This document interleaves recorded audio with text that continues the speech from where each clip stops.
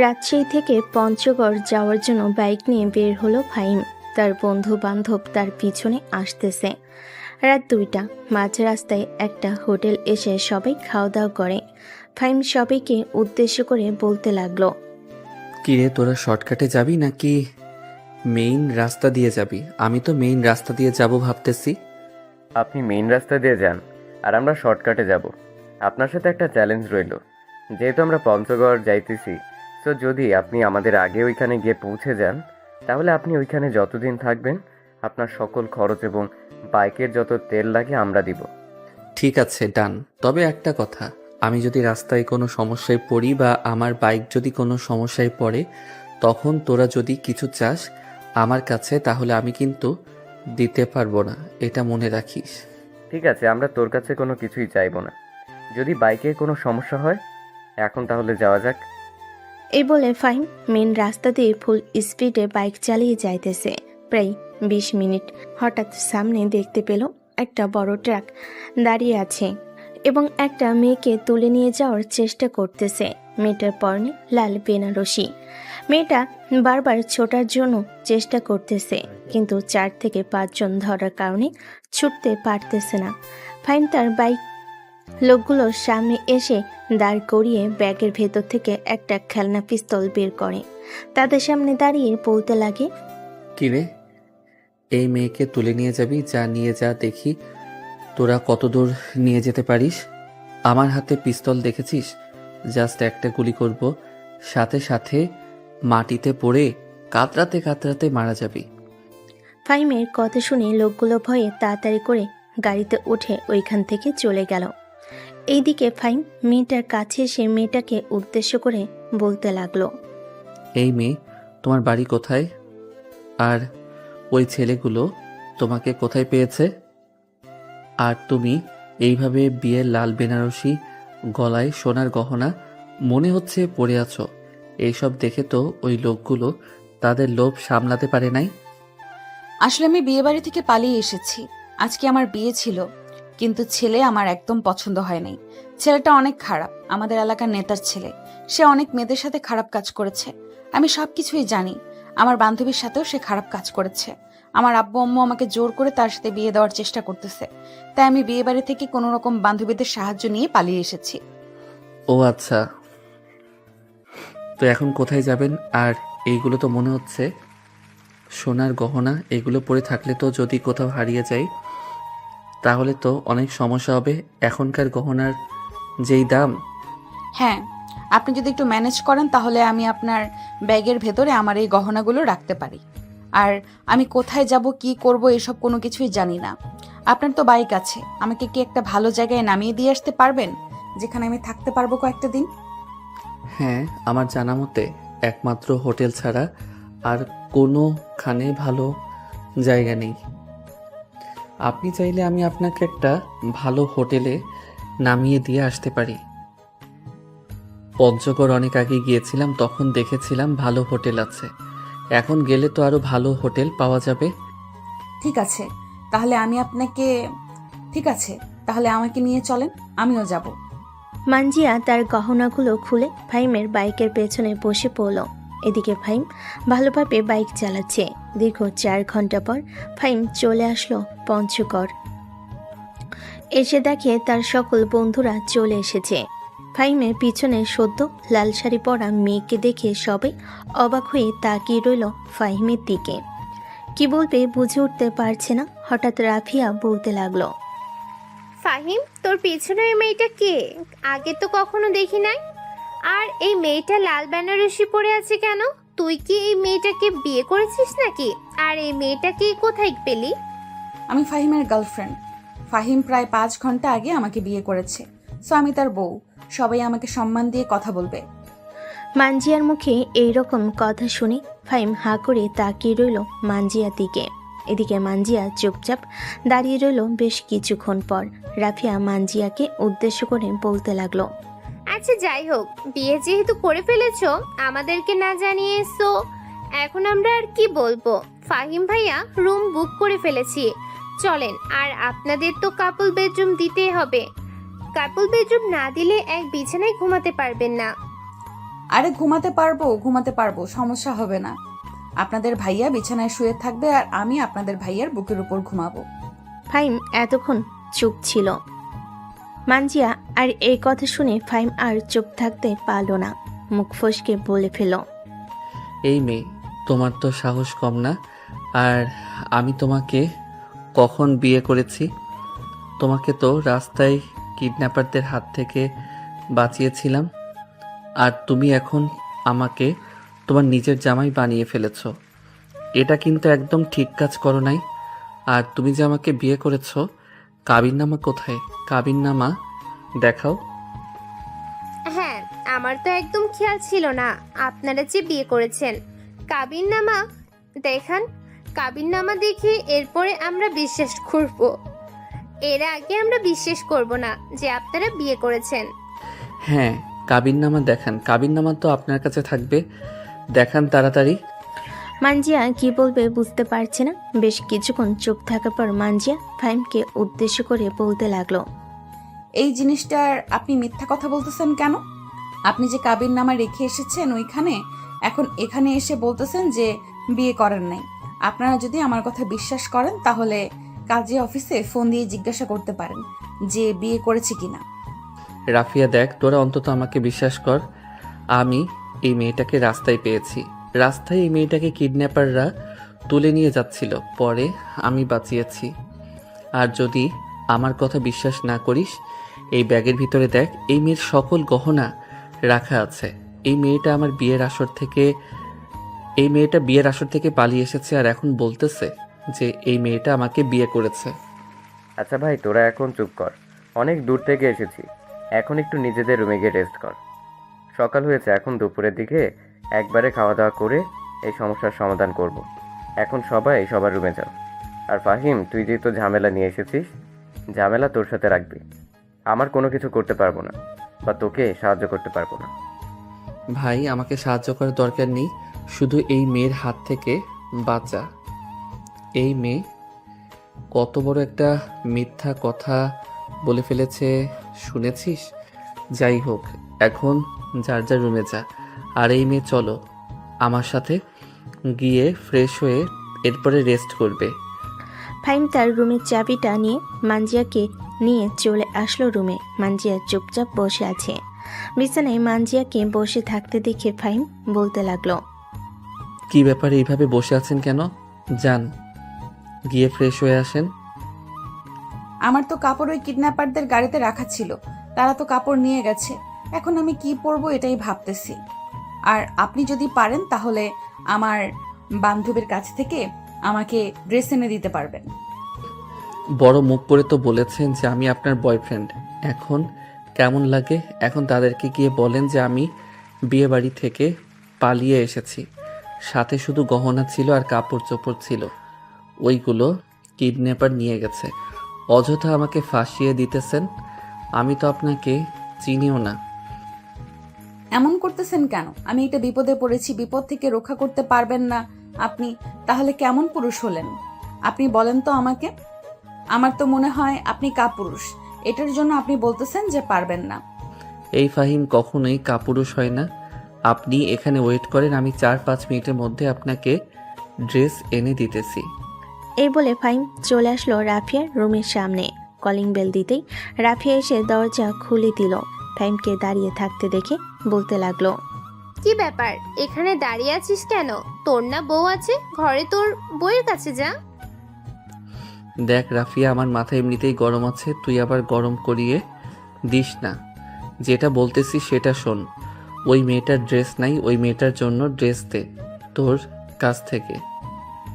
আচ্ছা, তুই 1 মিনিট দাঁড়া, আমি মাত্র ড্রেসগুলো লাকেজ থেকে বের করেছিলাম, তোকে আমি এক্ষুনি এনে দিতেছি। এই বলে রাফিয়া বিছানার উপর থেকে এক সেট ড্রেস এনে ফাহিমকে দিয়ে দিতেই ফাহিম চলে আসলো তার রুমে। এসে দেখে মানজিয়া রুমে নেই। মানজিয়াকে ডাকতে লাগলো। বেশ কিছুক্ষণ মানজিয়াকে ডাকার পর হঠাৎ মানজিয়া ওয়াশরুম থেকে একটা হাত বাড়ি বের করে দিয়ে বলতে লাগলো। এই যে আমি এখানে কাপড়গুলো ওয়াশরুমের সামনে আমার হাতে দিয়ে যান, আর আপনি ভুলেও কিন্তু ওয়াশরুমে ঢুকবেন না এখন। আমি অন্য ছেলেদের মতো ছেলে না যে যখন তখন মেয়েদের ওয়াশরুমের ভিতরে ঢুকে যাব। আপনি তাড়াতাড়ি ড্রেস চেঞ্জ করে বাইরে আসেন, আমি আবার ফ্রেশ হব, অনেক দূর থেকে এসেছি, ক্লান্ত লাগতেছে অনেক। মানজিয়া ফ্রেশ হয়ে চলে আসলো বাহিরে। ফাইম মাথা নিচু করে ওয়াশরুমের ভিতর ঢুকে গেল। ফাইম মানজিয়াকে এখনো ভালোভাবে দেখে নাই। ফ্রেশ হয়ে এসে ফাইম বাহিরে বের হয়ে মানজিয়ার দিকে তাকাতেই অবাক হয়ে গেল। হা করে তাকিয়ে আছে ফাইম মানজিয়ার দিকে। এটা দেখে মানজিয়া কিছুটা লজ্জা পেয়ে গেল আর বলতে লাগলো, এইভাবে আপনি আমার দিকে তাকিয়ে কি দেখতেছেন? আমি কি বাঘ নাকি ভাল্লুক যে আমাকে এভাবে তাকিয়ে দেখতেছেন? মাশাল্লাহ মাশাল্লাহ, আপনি তো দেখতে আকাশের পরীর চাইতেও অনেক সুন্দর। মন তো বলতেছে আপনার সাথে কিছুক্ষণ ছাদে গিয়ে গল্প করি রাতের বেলা। হয়েছে হয়েছে, আর পটানোর চেষ্টা করতে হবে না। ফ্রেশ হয়ে এসেছেন, এখন রেস্ট করেন। আর দুপুরবেলা উঠে কি করব সেটা ভাবতে হবে। ফাহিম আর কিছু না বলে শুয়ে পড়ল মানজিয়ার পাশে। এদিকে মানজিয়া মাঝখানে একটা কোলবালিশ দিয়ে রেখেছে। বেশ কিছুক্ষণ পর ফাহিম ঘুমের দেশে পাড়ি দিতেই মানজিয়া এক চোখ মিলে ফাহিমের দিকে ভালোভাবে তাকিয়ে বলতে লাগলো, মাশাল্লাহ মাশাল্লাহ, ছেলেটা তো দেখতে পুরোটাই কিউটের ডিব্বা। মন চাইতেছে এক্ষুনি তাকে ওই গোলাপি লাল দুইটা মন চাইতেছে এখনই তার ওই গোলাপি গাল দুইটাকে কামড় মেরে আরো গোলাপি বানিয়ে দিতে। এসব বলতে না বলতে মানজিয়া ফাহিমের গালে টপাস করে একটা কামড় বসিয়ে দিতে ফাহিম ঘুম থেকে লাফ দিয়ে উঠল আর বলতে লাগলো, এই মেয়ে, আপনার সমস্যা কি? আমার গালে কামড় দিয়েছেন কেন? আপনার কি লজ্জা শরম বলতে কোনো কিছুই নেই? এইভাবে একটা অপরিচিত ছেলের গালে কামড় দিয়েছেন? আপনার তো মান সম্মান বলতে কোনো কিছুই নেই। আমার মান সম্মান থাকলে তো আমি অবশ্যই বলতাম। মান সম্মান নেই বলেই তো আপনার গালে কামড় দিয়ে বসেছি। তবে আপনার গাল দুইটা যে এত কিউট আগে জানতাম না। ফাহিম আর কিছু বলল না, আবারও শুয়ে পড়ল উল্টো পাশ ঘুরে। ফাহিম গভীর ঘুমে আচ্ছন্ন হয়ে আছে। এদিকে মানজিয়া ফাহিমের দিকে বারবার তাকাচ্ছে, কিন্তু ফাহিম তো ঘুমিয়ে আছে। এটা দেখে মানজিয়া ফাহিমকে এক লাথি মেরে খাটের উপর থেকে নিচে ফেলে দিল আর ঘুমের ভান করে ঘুমাতে লাগলো। এইদিকে ফাহিম নিচে পড়ে গিয়ে চিৎকার করে উঠল। পাশের রুম থেকে তার বন্ধু বান্ধবরা আড্ডা দিচ্ছিল। সবাই ফাহিমের চিৎকার শুনে তাড়াতাড়ি করে চলে আসলো ফাহিমের রুমের সামনে আর বলতে লাগলো, কিরে ফাহিম, কি হয়েছে? এভাবে চিৎকার করে উঠলি কেন? দরজা খোল বন্ধু, কি হয়েছে আমরাও দেখতে চাই। এত জোরে চিৎকার করে উঠলি যে আমরা সবাই তোর চিৎকার শুনে তোর দরজার সামনে চলে এসেছি। ফাহিম কোনো রকম কোমরে হাত দিয়ে আস্তে আস্তে উঠে চলে আসলো দরজার কাছে। দরজাটা খুলে দিতেই সবাই ভিতরে চলে আসলো। ফাহিম দেখতে মাশাল্লাহ অনেক সুন্দর আর ফর্সা। নিচে পড়ে গিয়ে তার মুখে ব্যথা পেয়েছে, গাল দুইটা লাল হয়ে আছে, নাকও কিছুটা লাল হয়ে গেছে। এটা দেখে ফারিয়া ফাহিমকে উদ্দেশ্য করে বলতে লাগলো, ফাহিম, তোর এরকম অবস্থা হয়েছে কেন? মানজিয়া তোকে কিছু বলেছে, মানে কিছু করেছে নাকি?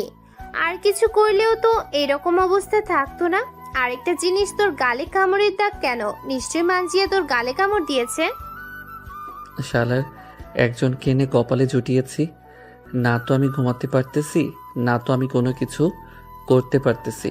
রাফিয়া, তোর দুইটা পায়ে পড়তেছি, তুই বোন প্লিজ এই রুমে থাক, না হলে এই মেয়েটা আমাকে মেরে আলু ভর্তা বানিয়ে পরোটার সাথে খেয়ে ফেলবে।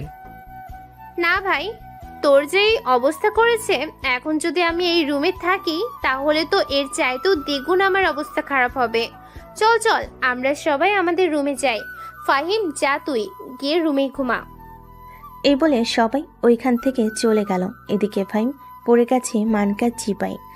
বিছানায় এসে শুয়ে পড়তে মানজিয়া বলতে লাগলো, সরি মিস্টার ফাহিম, আমি বুঝতে পারি নাই আপনি এইভাবে পড়ে যাবেন। আমি জাস্ট মজা করে আপনাকে হালকাভাবে লাথি মেরেছিলাম। আপনি যে একেবারে সাইডে গিয়ে ঘুমিয়ে আছেন এটা আমি খেয়াল করি নাই। আপনি জানেন আপনার এই সামান্য ভুলের জন্য আমার কত বড় ক্ষতি হতে পারত? এইখান থেকে পড়লে আমি মরে যেতাম, বা আমার হাতের একটা আঙুল বা আমার কোনো অঙ্গ প্রত্যঙ্গ ভেঙেও যাইতো। সরি বললাম তো, আর কখনো এরকম মজা করব না। এইবারের মতো আমাকে মাফ করে দেন। এখন আপনি ঘুমান, আমার ঘুম আসতেছে না। যখন ঘুম আসবে তখন আমি ঘুমাবো। ফাহিম মানজিয়ার মায়াভরা মুখের দিকে তাকিয়ে আর কিছু বলতে পারল না। বেশ কিছুক্ষণ এইভাবে যাওয়ার পর ফাহিম ঘুমিয়ে গেল। এইদিকে মানজিয়া কিছুক্ষণ চিন্তাভাবনা করার পর মানজিয়া ও ফাহিমকে জড়িয়ে ধরে ঘুমের দেশে পাড়ি জমালো। এদিকে ফাহিম মানজিয়াকে কোলবালিশ মনে করে এমনভাবে আষ্টে পৃষ্ঠে জড়িয়ে ধরেছে মনে হবে এই পড়ে যাইতেছে। এইদিকে মানজিয়া নড়চড় করতে পারতেছে না। প্রায় 1 ঘন্টা এইভাবে থাকার কারণে মানজিয়া ঘেমে পুরো একাকার হয়ে গেছে। ঘুমের ঘরে মানজিয়া বলতে লাগলো, আম্মু ফ্যানটা ছেড়ে দাও, অনেক গরম লাগতেছে। এই দেখো আমি ঘেমে পুরো একাকার হয়ে গেছি। মানজিয়া কাকে ডাকতেছে সে নিজেও জানে না। এইদিকে ফাহিম মানজিয়া আর এরকম কথা শুনে তার ঘুমটা ভেঙে গেল। ফাহিম মানজিয়ার দিকে ভালোভাবে তাকিয়ে দেখে সে নিজে মানজিয়াকে এমনভাবে জড়িয়ে ধরেছে মানজিয়া নড়াচড়া করতে পারছে না। এটা দেখে ফাহিম তাড়াতাড়ি করে মানজিয়াকে ছেড়ে দিয়ে বিছানা থেকে উঠে পড়ল। ফাহিম ফ্রেশ হয়ে চলে আসলো বেলকুনিতে। দাঁড়িয়ে দাঁড়িয়ে আশেপাশে দেওয়াল এবং দালান কোঠাগুলো দেখছে। বেশ কিছুক্ষণ এইভাবে থাকার পর ফাহিম নিজের মনকে বলতে লাগলো, আচ্ছা, এই মেয়েটা যে বিয়েবাড়ি থেকে পালিয়ে এসেছে, এখন যদি তার পরিবার এবং তার সেই হবু বর খোঁজাখুঁজি করে তাহলে কি হবে? তাকে যদি একবার পেয়ে যাই তখন তো আবারও তাকে ধরে নিয়ে গিয়ে বিয়ে দিয়ে দিবে। এখন এই মেয়েটাকে কিভাবে রক্ষা করব? ফাহিম এইসব কিছু ভাবতেছে এমন সময় পিছন থেকে কে যেন তার কাঁধে হাত রাখলো। পিছনে ফিরেই দেখতে পেল মানজিয়া ঘুম থেকে উঠে গেছে। মানজিয়াকে দেখে ফাহিম মুচকি একটা হাসি দিয়ে বলতে লাগলো, বাহ, ঘুম থেকে এত তাড়াতাড়ি উঠে গেছেন। আপনি তো আমার আরও কত পরে ঘুমিয়েছেন, এত তাড়াতাড়ি উঠে গেলেন যে? এমনিতেই উঠে গেছি, ঘুমটা ভেঙে গেছে হঠাৎ করে, তাই। আর কি ফ্রেশ হয়ে এসে আপনার পেছনে দাঁড়ালাম। ও আচ্ছা, বসেন তাহলে চেয়ারে, দুজনে বসে গল্প করি। তারা সবাই ঘুম থেকে উঠুক, এরপরে না হয় সবার সাথে বসে গল্প করা যাবে। ঠিক আছে। ফাহিম মানজিয়ার ব্যাপারে অনেক কিছু জানতে চায়। মানজিয়া ফাহিমকে উদ্দেশ্য করে বলতেছে, ফাহিম, আমি তো বিয়ে বাড়ি থেকে পালিয়ে এসেছি। আশা করি তারা হয়তো অলরেডি আমাকে খোঁজ লাগিয়ে দিয়েছে। তারা যদি এখন আমাকে পেয়ে যায় তাহলে আবারও সেই ছেলের সাথে আমার বিয়ে ঠিক করবে, বিয়ে দেওয়ার জন্য। এখন একমাত্র আল্লাহ ছাড়া আর কেউ বাঁচতে পারবে না আমাকে ওই ছেলের হাত থেকে। মানজিয়া এসব কিছু বলতেছে এমন সময় ফাহিমের ফোনটা বেজে উঠল। তাকিয়ে দেখে তার বন্ধু ফয়সাল কল দিয়েছে। কলটা রিসিভ করতেই ওপাশ থেকে ফয়সাল বলতে লাগলো, ফাহিম, যদি ঘুম থেকে উঠে থাকিস তাহলে আমাদের রুমে চলে যাই। আমরা সবাই মাত্র ঘুম থেকে উঠে আড্ডা দিতে বসলাম। তুই মানজিয়াকে রুমে চলে আয়। ফাহিম ফোনটা কেটে দিয়ে মানজিয়াকে উদ্দেশ্য করে বলতে লাগলো, মানজিয়া, চল আমরা পাশের রুমে যাই, সবাই আমাদের জন্য অপেক্ষা করতেছে। তারা ওইখানে বসে আড্ডা দিতেছে, আমরাও গিয়ে তাদের সাথে বসে আড্ডা দিই, তাহলে আরও অনেক বেশি মজা হবে আড্ডা দিতে। হ্যাঁ, চলো তাহলে যাওয়া যাক। সবাই যেহেতু এখানে বসে বসে আড্ডা দিতেছে, আমরাও গিয়ে তাদের সাথে হাত মিলিয়ে আড্ডা দেই, তাহলে আমাদের আড্ডাটা আরো বেশি জমে যাবে। ফাহিম রেডি হয়ে বসে আছে। 2-3 মিনিট পর মানজিয়া চলে আসলো নিচে। ফাহিম মানজিয়াকে নিয়ে চলে আসলো রাফিয়ার রুমে। ওরা দুজন আসতেই রাফিয়া বলতে লাগলো, ওই তো ফাহিম আর মানজিয়া চলে এসেছে। বস বস, এখানে বস। মানজিয়া, তুমি সত্যি করে বলবে? তুমি যদি এখন সত্যি কথা বলো তাহলে আমরা তোমাকে হেল্প করব, আর যদি মিথ্যা বলো তাহলে আমরা তোমাকে হেল্প করব না। আমি জানি আপনারা আমাকে কি প্রশ্ন করবেন, আমি সবকিছু বলতেছি। আসলে আমার আব্বু আম্মু একটা গুন্ডা বখাটে ছেলের সাথে আমাকে বিয়ে দিতে চাইতেছে, কিন্তু আমি ওই ছেলেকে বিয়ে করব না। ওই ছেলেকে আমার একদম পছন্দ না। যদি পছন্দ হয় তো তাহলে আমি সবাইকে বলতাম, কিন্তু আমার অপছন্দের বিরুদ্ধে তারা আমাকে বিয়ে দিতেছে, তাই আমি বিয়ে বাড়ি থেকে পালিয়ে এসেছি। আমার আব্বু গ্রাম প্রধান, আমাদের অনেক জায়গায় সম্পত্তি আছে। আমার দাদা এক সময় গ্রামের জমিদার ছিল। যাই হোক, আর ভেতরে না যাই, এখন আমি এখানে চলে এসেছি। আপনারা আমাকে কিভাবে সাহায্য করবেন করেন। এই ফয়সাল, সাব্বির, রানা আর ফাহিম ভাইয়া, আপনি কি বলেন এখন মানজিয়াকে কিভাবে হেল্প করা যায়? কিভাবে আর করব? চল তাকে তার বাসায় পৌঁছে দিয়ে আসি, আর সবাইকে উদ্দেশ্য করে বলবো যে ভালো একটা ছেলের সাথে তাকে বিয়ে দেওয়ার জন্য। আপনি তো সবার মধ্যে থেকে অনেক ভালো, তাহলে আপনি আমাকে বিয়ে করে ফেলেন। অন্য কেউ বিয়ে করার চাইতে আপনি করে ফেললে আরো বেশি ভালো হবে। আমার 2টা বউ আছে, 2 বউয়ের 2টা করে বাচ্চা আছে। আপনাকে আমি বিয়ে করতে যাব কোন দুঃখে? এই সাব্বির, তুই বিয়ে করতে চাইলে বিয়ে করতে পারিস, তোর তো আবার বউ দরকার। ভাই, আমার বিয়ে করার প্রয়োজন নেই এখন, কারণ আমার গার্লফ্রেন্ড আছে, তাকে নিয়ে আমি সব কিছুই করতে পারি। আর কয়েকদিন পর বাসায় জানিয়ে দেব, এরপরে তাদের বাসায় যাব। বাহ, এত কিছু হয়ে গেল আর আমি কোনো কিছুই জানলাম না। হায় পোড়া কপাল, আল্লাহ আমার কপালে এই লিখে রাখছিল। মানজিয়া, তুমি আর কয়েকটা দিন এখানে থাকো, এরপর না হয় দেখা যাক তোমার কি ব্যবস্থা করা যায়। হ্যাঁ, থাকতে পারবো, কিন্তু আপনাদের সাথে সব সময় আমাকে নিয়ে ঘুরোঘুরি করতে হবে। আমি এখন টাকা দিতে পারবো না। খাতায় বা মোবাইলে একটা হিসাব করে রাখবেন, তাহলে আমি আমার বিয়ের পরে জামাইয়ের কাছ থেকে টাকা নিয়ে আপনাকে দিয়ে দিব। ঠিক আছে, আমরা যেখানে যেখানে যাই সেখানে সেখানে আপনাকে নিয়ে যাব। আপনার যদি কোনো অসুবিধা না হয় তাহলে আপনি রাফিয়ার বা আমার বাইকের পিছনে বসে যেতে পারবেন। রাফিয়ার পিছনে বসে যাওয়ার দরকার নেই। আপনার পিছনে বসে যেহেতু মাঝপথ থেকে এসেছিলাম, তাহলে যতদিন থাকবো ততদিন আপনার পেছনে বসে ঘুরোঘুরি করব। আর আমি বাইক চালাতে পারি, আপনারা আবার ভাইবেন না যে আমি বাইক চালাতে পারি না। এই বলে মানজিয়া সবার সাথে আড্ডায় মেতে উঠল। বেশ কিছুক্ষণ আড্ডা দেওয়ার পর মানজিয়া ফাহিমকে উদ্দেশ্য করে বলতে লাগলো, ফাহিম, তোমার ফোনটা কি একটু দেওয়া যাবে আমাকে? আমি একটু আমার বান্ধবীকে ফোন দিয়ে জিজ্ঞেস করতাম ওইখানের পরিস্থিতি কেমন। এই নাও আমার ফোন। ফাহিম তার ফোনটা দিয়ে দিতে মানজিয়ার বান্ধবীর নাম্বার উঠে কল দিল। বেশ কিছুক্ষণ পর তার বান্ধবী কবিতা কলটা রিসিভ করতে মানজিয়া বলতে লাগলো, কবিতা, ওই দিকের কি খবর রাজু? আর কোনো সমস্যা করে নাই তো? সমস্যা তো করে নাই, কিন্তু এমন কিছু কথা বলে গেছে যেগুলো তোর আব্বুও সহ্য করতে পারে নাই। সেন্সলেস হয়ে পড়ে গেছে মাটিতে। তুই এখান থেকে চলে গিয়ে খুব ভালো কাজ করেছিস বান্ধবী। আমাদের মতো তুই তোর নিজের জীবনটা বাঁচিয়েছিস। শোন, আমাকে ফোন দিস না বেশি। আমাকে ফোন দিলে পরে ওরা সন্দেহ করবে। ঠিক আছে, তুই কোনো চিন্তা করিস না, আমি তোকে ফোন দিব না। আর তুই আব্বু আম্মুর খেয়াল রাখিস, ভাইয়াকে বলিস আব্বু আম্মুর খেয়াল রাখার জন্য। এ বলে মানজিয়া কলটা কেটে দিল। বেশ কিছুক্ষণ পর ফাহিমের ফোনটা আবার বেজে উঠল। তাকিয়ে দেখে তার ছোট বোন কল দিয়েছে। কলটা রিসিভ করতেই ও পাশ থেকে তার ছোট বোন বলতে লাগলো, ভাইয়া, তুমি নাকি পালিয়ে বিয়ে করেছো? এটার জন্যই তো বলি এত পাগল কেন ঘোরাঘুরি করার জন্য। দাঁড়াও, আম্মুকে আমি এক্ষুনি বলছি। এই কাশফিয়া, তোকে আবার কে বলেছে যে আমি পালিয়ে বিয়ে করেছি?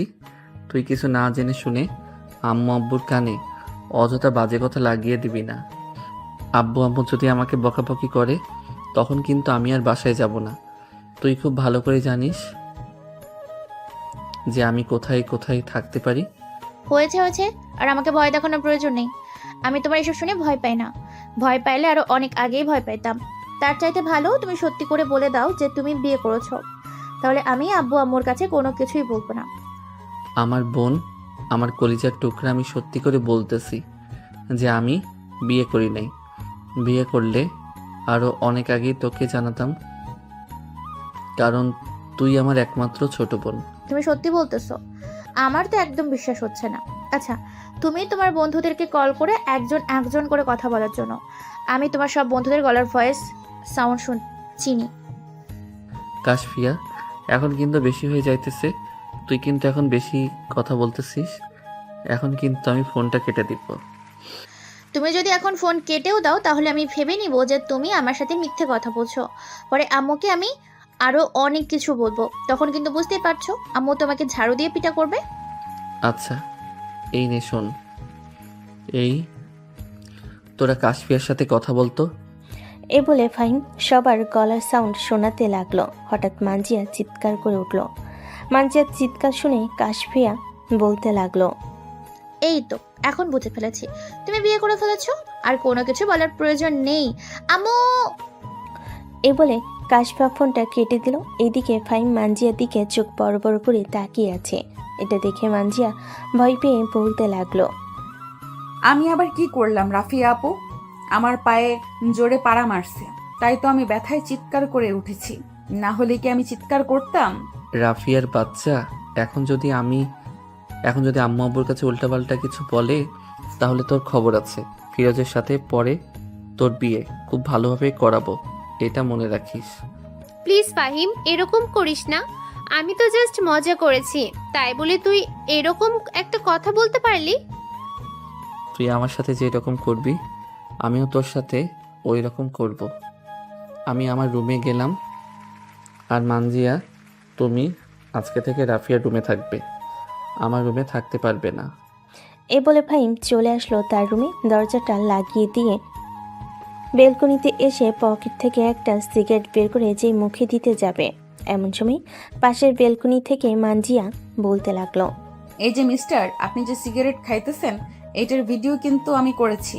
রাফিয়ার কাছে তো আপনার বোনের নাম্বার আছে, তার কাছ থেকে হোয়াটসঅ্যাপ বা ইমো নাম্বার নিয়ে তার ফোনে পাঠিয়ে দিব, তখন বুঝবেন আরো কি মজা। যতই কিছু করো না কেন, আর আমি তো সিগারেট খাই নাই, মাত্র সিগারেটটা হাতে নিয়েছি। আর তোমার হাতে তো এখনো ফোন নেই যে তুমি ভিডিও করে রাখছো। অযথা মিথ্যা কথা বইলো না, মিথ্যা কথা আমার একদম পছন্দ না। এই বলে ফাহিম চলে আসলো বেলকনি থেকে ভিতরে। সিগারেট না খেয়ে বেলকনি দিয়ে ফেলে দিয়েছে নিচে। বিছানায় শুয়ে শুয়ে চোখ বন্ধ করে মনে মনে বলতেছে, আল্লাহ তাআলা কি সবসময় আমার সাথে এরকম করে নাকি? বিপদে ফেললে আবার মুক্ত করলে আমাকে দিয়েই মুক্ত করে। আল্লাহর রসিলায় যদি একটা মানুষকে আমি মুক্ত করতে পারি তাহলে তো খুব ভালো। এইসব মনে মনে চিন্তা ভাবনা করতেছে ফাহিম। বেশ কিছুক্ষণ পর তার রুমে কলিং বেলের শব্দ পেল। দরজা খুলতেই দেখতে পেল সবাই দাঁড়িয়ে আছে। তাদেরকে দেখে বলতে লাগলো, তোরা এখানে এসেছিস কেন? যা তোরা তোদের রুমে যা, আমার রুমে তোদের কোনো জায়গা নেই। আমি আমার রুমে একা ঘুমাবো। এই বলে ফাহিম দরজাটা আবার লাগিয়ে দিয়ে বিছানায় এসে বসে পড়ল।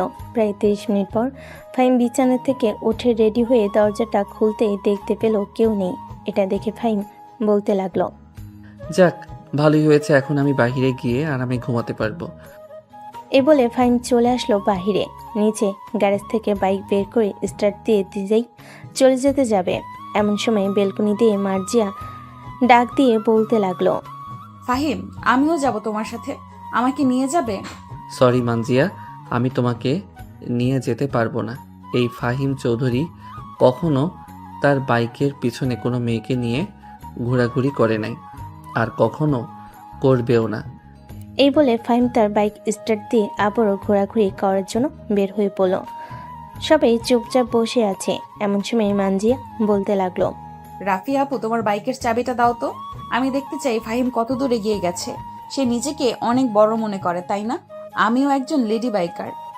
রাফিয়া তার বাইকের চাবিটা দিয়ে দিতে মানজিয়া রুমে এসে তার বোরকাটা পরে চলে আসলো বাইরে। রাফিয়ার বাইকটা বের করে স্টার্ট দিয়ে যেতে লাগলো। প্রায় 20 মিনিট পর ফাহিমকে ধরে ফেলেছে মানজিয়া। এদিকে ফাহিম মানজিয়াকে দেখে পড়েই অবাক হয়ে তাকিয়ে আছে। এভাবে তাকিয়ে থাকতে দেখে মানজিয়া বলতে লাগলো, কি মিস্টার ফাহিম চৌধুরী, কি ভাবছেন আমি বাইক চালাতে পারবো না? এখন দেখেছেন তো আপনি, আরো 20 মিনিট আগে বের হয়েছেন, আর 20 মিনিট পর আমি আপনাকে ধরে ফেলেছি। আপনি বুঝলেন কিভাবে আমি এই রাস্তা দিয়ে এসেছি? নিশ্চয়ই আপনি আমার সাথে কোনো গোপন ক্যামেরা বা অন্য কিছু লাগিয়ে দিয়েছেন। যদি কোনো গোপন ক্যামেরা বা অন্য কিছু লাগিয়ে দিতাম তাহলে তো আরো আগে আপনাকে ধরে ফেলতাম, কিন্তু আপনাকে আমি 20 মিনিট পরে ধরেছি। যাই হোক, আপনি আমার সাথে ওই রকম ব্যবহার করলেন কেন? এখন কিন্তু আপনাকে পস্তাতে হবে। এই ফাহিম চৌধুরী কখনো কারো থ্রেটে পস্তায় না, তাও আবার আপনার মতো একটা মেয়ে আমাকে থ্রেট দিয়েছে। এসব বলতেছে ফাহিম মানজিয়াকে আর হাসতেছে। বেশ কিছুক্ষণ পর ফাহিম একটা হোটেলে ঢুকলো। বসে বসে খাবার খাইতেছে আর ফোনে যেন কার সাথে কথা বলতেছে। এমন সময় মানজিয়া এসে ফাহিমের থেকে ফোনটা নিয়ে নিল আর মানজিয়া বলতে লাগলো, কার সাথে কথা বলতেছেন এখানে? আমাকে রেখে অন্য মেয়েদের সাথে কথা বলতেছেন? আপনার তো সাহস কম না? এই মেয়ে, আপনি আমার অপরিচিত, আপনাকে আমি চিনি না, আর আপনি এভাবে আমার সাথে কথা বলতেছেন। আপনি জানেন আমি আপনার কি করতে পারি এখন চাইলে? কি করেন শুনি? পারলে তো আমার দুই গালে দুইটা চর মারবেন, এর বেশি তো আর কিছু করতে পারবেন না, তাই না? হ্যাঁ, এর বেশি কিছু করতে পারবো না, তাই বলে এই না যে আপনি যা খুশি তাই করবেন আমার সাথে। আপনি মেয়ে মানুষ, আপনার শরীরে হাত দিতে চাই না আমি। ফাহিম আর কিছু না বলে রুটি খাওয়া শেষ করে বিল দিয়ে চলে আসলো বাইরে, আর তার বাইক স্টার্ট দিয়ে আবারও সেই হোটেলের দিকে রওনা দিল। প্রায় 30 মিনিট পর চলে আসলো সেই হোটেলে। পিছু পিছু মানজিয়াও চলে আসলো। অন্যদিকে মানজিয়ার পরিবার মানজিয়াকে খোঁজাখুঁজি করতেছে, কিন্তু মানজিয়াকে কোথাও খুঁজে পাইতেছে না। ফাহিম রাফিয়ার রুমে এসে সবাইকে উদ্দেশ্য করে বলতে লাগলো, এই তোরা যে এখানে বসে আছিস, একবারও রাহাতের খবর নিয়েছিস? রাত যে হাসপাতালে ভর্তি আছে, গতকালকে অ্যাক্সিডেন্ট করেছে, একবারও কি তার খবর নিয়েছিস তোরা? এখানে তো দিব্যি ঘোরাঘুরি করতেছিস। তাড়াতাড়ি রেডি হ, আমরা ঢাকায় ব্যাক করব। আর মিস মানজিয়া, আপনাকে এই হোটেলটা দেখিয়ে দিয়ে গেলাম। হোটেলটা অনেক ভালো, আপনি এই হোটেলে থাকতে পারেন যতদিন ইচ্ছা। আপনার সোনা গহনা যেগুলো আছে ওইগুলো একটা একটা করে বিক্রি করবেন আর খাবেন। আশা করি আগামী 6 মাস এখানে থাকতে পারবেন বা এর বেশি। ফাহিম, তোর কি মাথা নষ্ট হয়ে গেছে? একা একটা মেয়েকে এখানে রেখে যাব আমরা? বিপদে পড়েছে, তাকে উদ্ধার করেছিস তুই, তাই বলে মাঝপথে এখন আবারও ফেলে রেখে চলে যাবি? যদি আবারও কিছু হয়ে যায়? এখানে তো সবাই দেখেছে যে আমাদের সাথে মানজিয়া ছিল। যদি মানজিয়ার কোনো কিছু হয়ে যায় তাহলে তো মানজিয়ার পরিবার আমাদের বাড়িতে পুলিশ নিয়ে আসবে, তখন কি হবে বুঝতে পারছিস? ভাই, আমি এই ঝামেলা নিয়ে যেতে পারবো না আমার বাসায়। এমনিতেই কাশফিয়া আম্মু আব্বুকে কি যেন বলেছে। আব্বু আম্মু কতবার ফোন দিয়েছে, একবার আমার ফোনের দিকে তাকিয়ে দেখ। আচ্ছা, তোর বাসায় নিয়ে যাওয়ার দরকার নেই, আমি আমার বাসায় নিয়ে যাব, তবুও তুই কোনো কিছু বলতে পারবি না। ঠিক আছে, তোর বাসা মানে তোর বাসা, আমার বাসায় যাতে না হয়, মনে রাখিস কথাটা। এই বলে ফাহিম সবাইকে নিয়ে রেডি হয়ে চলে আসলো বাহিরে। চেক আউট করে ফাহিম চলে আসলো নিচে। সবাই সবার বাইক নিয়ে বাইরে বের হয়ে দাঁড়িয়ে আছে। এমন সময় শুধু একা রয়ে গেল মানজিয়া। মানজিয়াকে দেখে ফাহিম বলতে লাগলো, আপনি রাফিয়ার পেছনে বসেন, আর সাদিয়া তুই আমার পিছনে বস। ফাহিম আর কিছু বলতে পারল না। বেশ কিছুক্ষণ পর মানজিয়া ফাহিমের পিছনে বসতেই ফাহিম বাইক স্টার্ট দিয়ে বাইক চালাতে লাগলো। দুপুর 2টা। ফাহিম এবং বাকি সবাই বসে আছে হোটেলে। খাওয়া দাওয়া শেষ করে আবার বের হয়ে পড়ল রাজশাহীর উদ্দেশ্যে। দীর্ঘ 6 ঘন্টা পর চলে আসলো রাজশাহী বড় মেডিকেলের সামনে বাইকটা স্টার্ট করে চলে আসলো মেডিকেলের ভিতরে। রাহাতের কেবিন খুঁজে সবাই চলে আসলো রাহাতের কেবিনে। এসে দেখে রাহাতের এক হাত ব্যান্ডেজ করা আর পা ব্যান্ডেজ করা।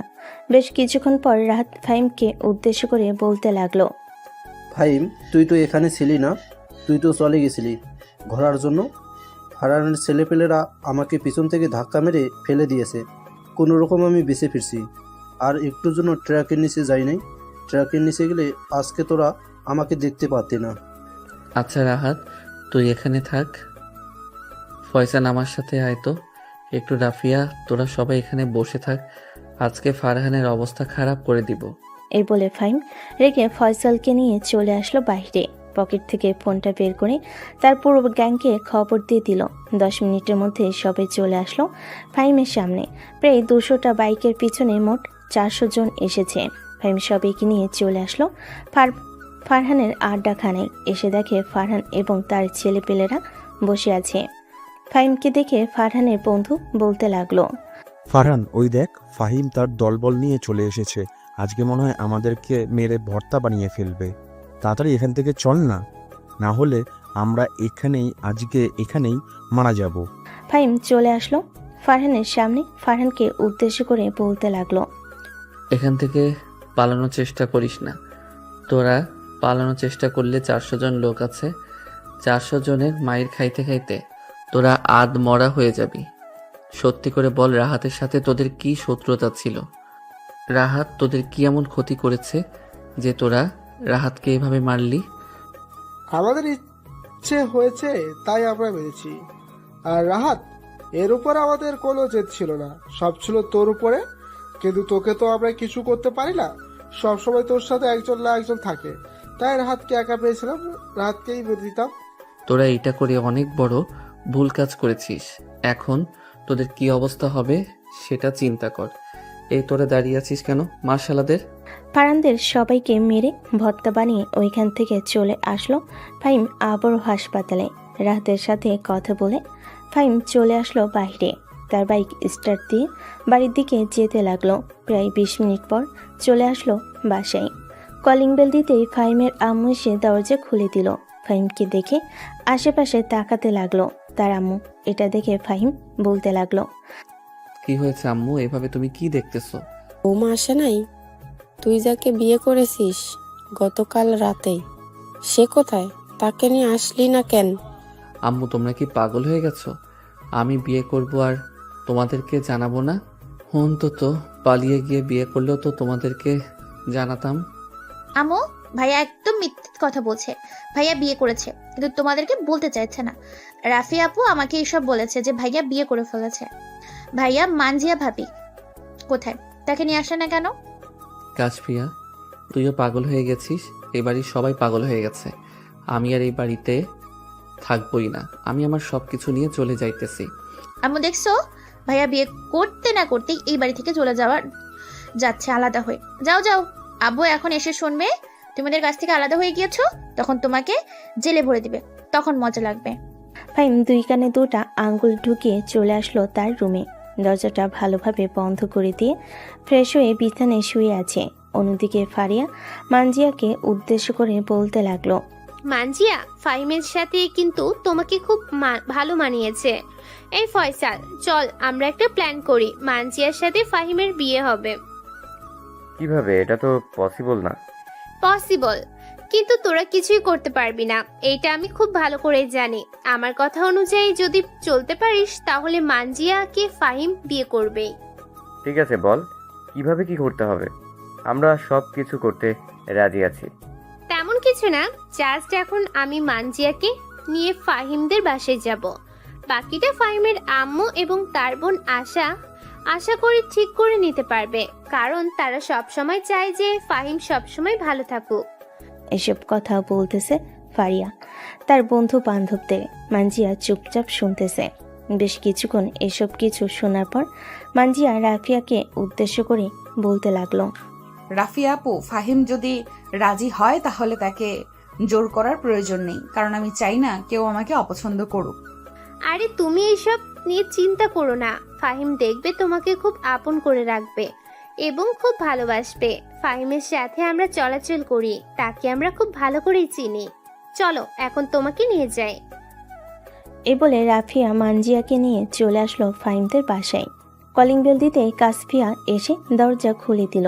রাফিয়ার সাথে মানজিয়াকে দেখে বলতে লাগলো, আম্মু, ভাইয়ের বউ চলে এসেছে, তাড়াতাড়ি বরণ ডালে নিয়ে আসো। আজকে ভাইয়ের বউকে বরণ করে একেবারে বাড়ির ভিতর ঢুকাবো। এদিকে ফাহিম ঘুমিয়ে আছে, প্রচুর ক্লান্ত লাগতেছে। অন্যদিকে নিচে ফাহিমের আম্মু এবং তার বোন মানজিয়াকে বরণ করে ঘরের ভিতর ঢুকিয়ে আনলে। অন্যদিকে নিচে ফাহিমের আম্মু এবং তার বোন মানজিয়াকে বরণ করে ঘরের ভিতর ঢুকিয়ে আনলো। সবাই বসে আড্ডা দিতেছে। এমন সময় রাফিয়া বলতে লাগলো, কাশফিয়া, আমি এখন চলে যাই বাসায়। যদি আমাকে ফাহিম দেখে ফেলে তাহলে আমার হাত যে গুটি এক জায়গায় রাখবে না, সে আমাকে মেরে পাগলা কুকুরকে খাইয়ে দিবে। ঠিক আছে, যাও, আর আমরা সবকিছু ঠিকঠাক করে তোমাদেরকে খবর দিব, তখন তোমরা তাড়াতাড়ি করে চলে আসবে। ঠিক আছে, আমাদের কি খবর দিও। রাফিয়া চলে গেল। এদিকে কাশফিয়া এবং তার আম্মু বসে বসে মানজিয়ার সাথে কথা বলতেছে। সন্ধ্যা 6টা। ফাহিম ঘুম থেকে উঠে নিচে আসতে দেখতে পেল মানজিয়া বসে আছে। মানজিয়াকে দেখে হাঁ করে তাকিয়ে আছে ফাহিম। কি বলবে বুঝে উঠতে পারতেছে না।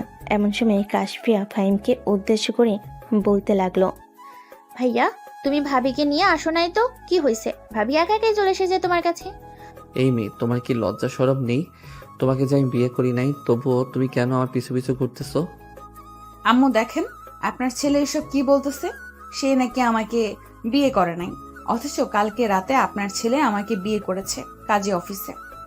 মানজিয়ার প্রত্যেকটা কথা শুনে ফাহিম অবাক হচ্ছে। বিশেষ করে অবাক হচ্ছে মানজিয়া ফাহিমের আম্মুকে আম্মু ডেকেছে।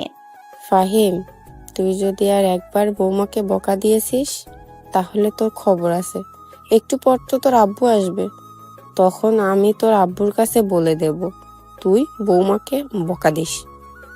আরে আম্মু, যাকে আমি বিয়ে করি নাই তোমরা কেন অযথা তার সাথে আমার এরকম মিল দিতেছ? আমি যদি বিয়ে করতাম তাহলে আমি তো বলতাম তোমাদেরকে, একটু না একটু। অন্তত তোমাদেরকে না বললে কাশফিয়াকে তো বলতাম। হয়েছে হয়েছে, তুমি গতকালকে বাহির থেকে কাচ্চি বিরিয়ানি খেয়েছো, আমাকে তো একবারও বলো নাই, আবার বলছো তুমি বিয়ে করেছো। এটা আমাকে বলবে? হাই খোদা, আমাকে এখনো এই জঙ্গলের মাঝে রেখেছো কেন? আমাকে উঠিয়ে নাও, এইখানে আর আমার ভালো লাগতেছে না। এ বলে ফাহিম বাইকের চাবিটা নিয়ে ওইখান থেকে চলে আসলো বাইরে। তার বাইক স্টার্ট দিয়ে সোজা চলে আসলো পাড়ার চায়ের দোকানে। বসে বসে চা খাইতেছে। অন্যদিকে কাশফিয়া মানজিয়াকে উদ্দেশ্য করে বলতে লাগলো, ভাবি, আপনার কি পোশাক নেই নাকি? পোশাক ছিল, আসলে আমি বাস থেকে নামছিলাম, তখন মনে ছিল না ব্যাগ নিয়ে আসার জন্য বাসের ভেতর থেকে। এটার জন্যই আর কি, কোনো পোশাক নেই আমার। আচ্ছা, ও আচ্ছা, চলো তোমাকে এখন শপিং মলে নিয়ে যাবো। আম্মু টাকা দাও, ভাবির জন্য পোশাক কিনতে আনবো। এই নে ড্রয়ারের চাবি, 20,000 টাকা নিয়ে যা, ভালো ভালো ড্রেস কিনে দিবি। ঠিক আছে আম্মু, ভালো ভালো ড্রেস কিনে দিব, তুমি কোনো চিন্তা করো না। কাশফিয়া তার আম্মুর ডট থেকে 20,000 টাকা নিয়ে মানজিয়াকে নিয়ে নিচে চলে আসলো শপিং করতে। বেশ কিছুক্ষণ শপিং করার পর মানজিয়া বলতে লাগলো, কাশফিয়া শুধু আমার জন্যই কিনবে নাকি তোমার জন্য কিছু কিনো? আর আমি আমার একটা গহনা বিক্রি করব, সোনার দোকান কোথায় আমাকে একটু দেখিয়ে দিতে পারবে? গয়না বিক্রি করার দরকার নেই আম্মু, যা টাকা দিয়েছে এটাই হয়ে যাবে। আর আমি গত 3 দিন আগে শপিং করে গেছি, এখন আমার কোনো কিছুরই দরকার নেই। না, আমার একটা গহনা বিক্রি করার দরকার, আমার কিছু টাকা লাগবে। টাকা লাগবে না, টাকা আমি দিব, তবুও গয়না বিক্রি করার দরকার নেই। আরও দেখো কিছু কিনবে নাকি। এইদিকে ফাহিম তার বন্ধু বান্ধবদের নিয়ে চলে এসেছে শপিং মলে, ঘোরাঘুরি করতেছে। এমন সময় ফাহিম মানজিয়া এবং কাশফিয়াকে দেখতে পেল।